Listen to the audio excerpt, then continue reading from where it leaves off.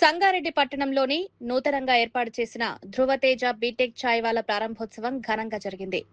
ఈ కార్యక్రమాన్ని కౌన్సిలర్ గడ్డం రాజు ప్రారంభించారు. ఈ ఛాయ్వాల యజమాని వంశీధర్ రెడ్డి అతిథులను ఆహ్వానించి సంస్థ విశేషాలను వివరించారు. కార్యక్రమానికి ముఖ్య అతిథిగా 10వ వార్డు కౌన్సిలర్ శైలేందర్ రెడ్డి హాజరై నిర్వాహకులకు శుభాకాంక్షలు తెలిపారు. పలువురు కౌన్సిలర్లు, ప్రజాప్రతినిధులు, స్థానిక ప్రముఖులు, వ్యాపారవేత్తలు, యువత పెద్ద సంఖ్యలో పాల్గొన్నారు. వ్యాపార రంగంలో యువత ముందుకు రావడం అభినందనీయమని అతిథులు చెప్పారు.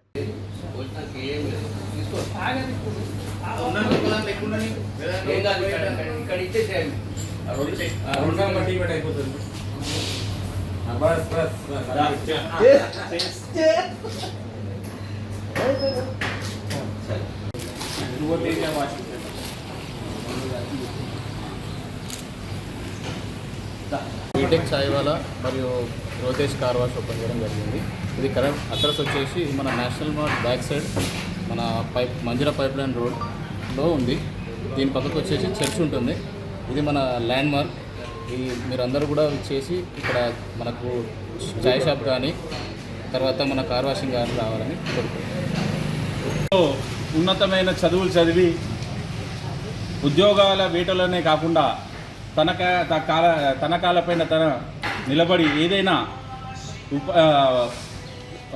వ్యాపారం చేస్తూ 10 మందికి అవకాశాలు కల్పించాలి అనే ఒక ఉద్దేశంతో యువకుడు, ఉత్తేజవంతుడు, విద్యావంతుడైనటువంటి మా విశ్వచంద్ర రెడ్డి వంశీచందర్ రెడ్డి ఈరోజు మంజీరా పైప్ లైన్ రోడ్లో బీటెక్ ఛాయ్వాలా అనేసి ఒక స్టాల్ని ప్రారంభించడం జరిగింది.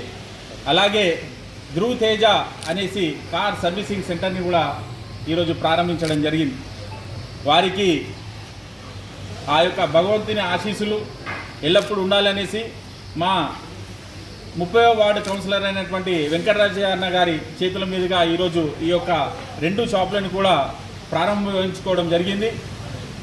వారి ఆధ్వర్యంలో ఈ వార్డులో ఉన్నటువంటి ప్రజలు, అలాగే ముందున్నట్టు 36వ వార్డు ప్రజలు, సంగారెడ్డి పట్టణ ప్రజలు వీళ్ళందరూ కూడా ఈ యొక్క కార్ సర్వీసింగ్ సెంటర్ని యూజ్ చేసుకొని వారి యొక్క కార్లను ఎప్పటి కూడా చెమ్మకంటారు కదా, ఆ వాషింగ్ సెంటర్లో వాళ్ళ కార్లను కూడా తీసుకురావాల్సి, అలాగే రాబో రోజుల్లో రిపేరింగ్ సెంటర్ని కూడా ప్రారంభిస్తారనేసి తెలియడం జరిగింది.